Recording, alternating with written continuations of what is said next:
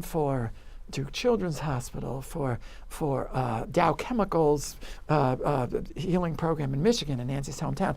It's really been around the world. And so I was writing another book, which is my latest book, which is called... Which I want to talk about, yeah, How We Met. How We Met. Oh, yes, I want to talk about that too. But I'll get back to that. Mm-hmm. And it got delayed. And my publisher said, you got another idea. So I took the book, We Can Be Kind, mm-hmm. and I took each line, so many things we can't control, so many hurts that happen every day, so many heartaches, and I made it a chapter title. And I wrote some essays and told some stories from my life and other people's lives pertaining to that. And then I had a section about how we can be kind to others, and perhaps more importantly, how we can be kind to ourselves. Mm-hmm.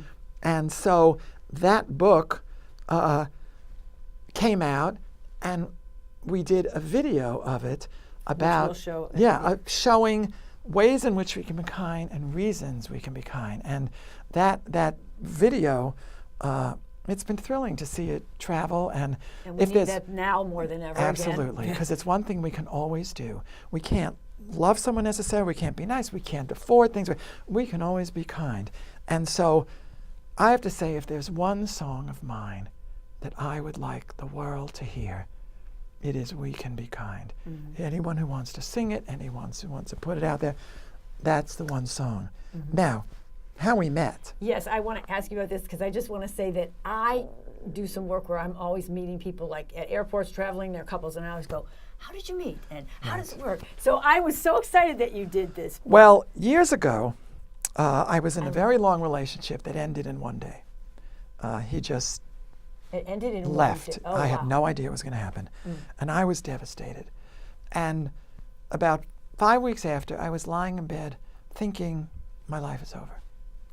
I'll never find anyone. And suddenly this wonderful thought came to mind, which is that whoever I'm going to meet is already in the world. Mm-hmm. And someday we're going to have a story. And it's, oh, you were in Czechoslovakia and I took a trip to Italy, and you had work down in Florence and I was there, and you missed your train and I was here. And, there's going to be a story. Right. And I wrote a song called You're Already There, about how you're already mine. I just haven't seen you yet, and I have to hold that thought in mind. And so one of the things I did to heal was I started interviewing couples of long-standing to find out how they met. Now, what I found was, because there are a lot of books on how to meet someone, this is not that. There's no rhyme or reason. Sometimes you're ready, sometimes you're not. Sometimes you look good, sometimes you look awful, sometimes it's an accident, sometimes you're in a bar. And so every one of these stories, like the first story is Pooper Scooper Romance.